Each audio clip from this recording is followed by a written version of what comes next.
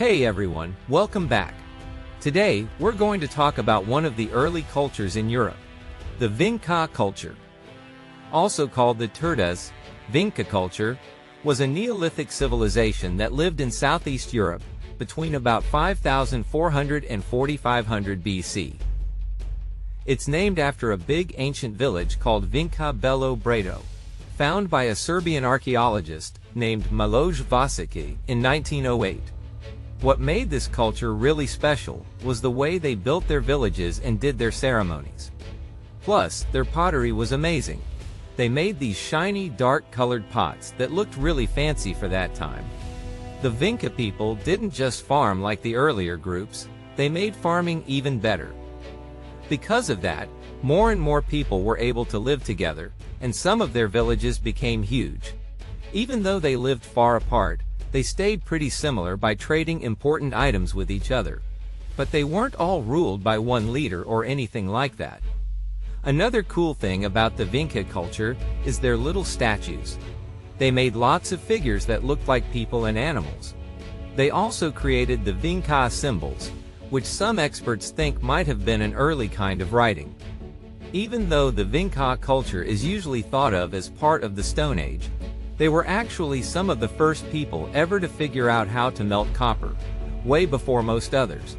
Now, where did they live? The Vinca people were spread out across a big part of southeastern Europe. Places like Serbia, Kosovo, parts of Hungary, Romania, Bulgaria, Croatia, Bosnia, Montenegro, and North Macedonia. Earlier, some thought they also lived in Greece, but later studies showed a clearer picture. Before the Vinca people, other farmers had already started settling in this area, but when the Vinca culture grew, they made even bigger and better villages. These weren't just small villages either. Some Vinca settlements were between 1 and 29 hectares in size. To give you an idea, 1 hectare is about the size of a football field. One of the biggest sites, Vinca Belo Brado, covered about 29 hectares, and might have had around 2,500 people living there. That's bigger than some ancient cities that came much later. At first, there were about 50 to 200 people living on each hectare. Later, it was more like 50 to 100 people per hectare. For example, at a site called Devostan, scientists think there could have been between 868 and 2,864 people over time. Another place, Kirkveen Stubline, could have had up to 4,000 people living there. Even though they built walls and defenses, there's no real proof they had organized armies or big governments like we think of today. Where the Vinca culture came from is still a big question. Some experts think it grew out of the earlier Starcevo culture because they see a lot of similarities between them. Other experts think that new people moved into the Balkans from Anatolia and helped create the Vinca culture. Some researchers even think it was a mix of both ideas, local people and newcomers working together. Scientists have divided the Vinca culture into different stages, named A, B, C, and D, starting around 5400 BC and ending about 4500 BC. But even within these stages, a lot of changes happened. During the Vinca C stage, everything shifted. New pottery styles, new ways of building, more use of metal, and lots more ritual statues. This time is sometimes called the Vinca C shock, because so many things changed so quickly. Near the end, during the Vinca D phase, the center of their culture moved from Vinca Belo Brado to a place called Vršac. They also started trading more for things like obsidian and rare seashells instead of their usual statues. After about 2,000 years, their culture started to fall apart. Farming for so long probably made the soil weaker, and that might have caused big problems for them. An anthropologist named Maria Gimbutas once said that the Vinca culture was part of a peaceful woman-centered world called Old Europe that existed before warlike tribes from the steppes invaded. For a while, many people believed this. But newer discoveries have shown that Neolithic Europe wasn't always so peaceful after all. There were signs of fighting and forts, even before the big invasions happened. And most people living in Vinca settlements spent their days working to get enough food. They didn't just stick to one thing. They farmed, raised animals, hunted, and gathered. Compared to the people who lived there before them, the Vinca were way more advanced.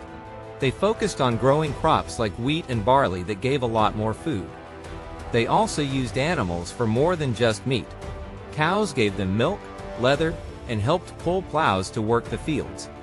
By the later years of their culture, they even invented toggling harpoons, showing how their tools were getting better and smarter.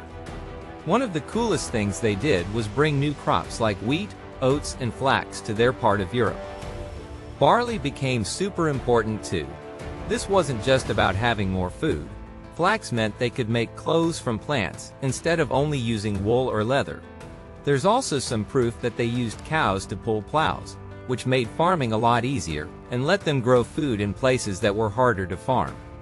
When you look at where their biggest villages were, they picked spots where the soil needed heavy-duty farming tools, so they must have been pretty confident in their skills. In areas where farming wasn't so easy, Vinca people moved their animals to higher ground during different seasons. This kind of moving around, called transhumance, helped them use land that wasn't good for crops, but was great for grazing animals. Cattle were more important than sheep and goats, and they weren't just for eating. Cows gave them milk, leather, and helped with heavy farm work.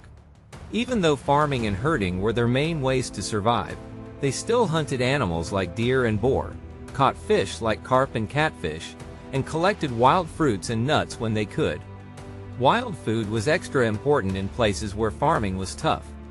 When it came to making things, most people made what they needed right at home.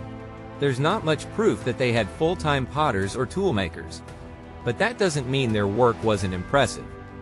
Their pottery was amazing.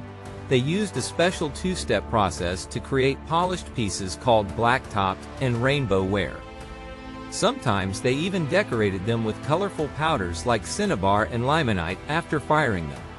We also get clues about their clothes from the little statues they made.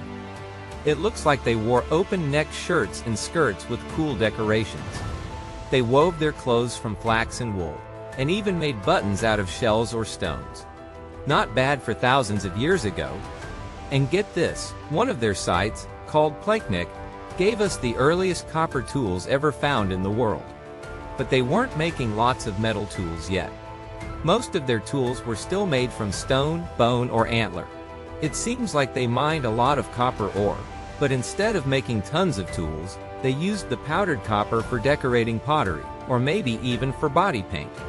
The Vinca people found a way to mix old traditions with new ideas, slowly changing their world with farming, art, and the first steps into metalworking.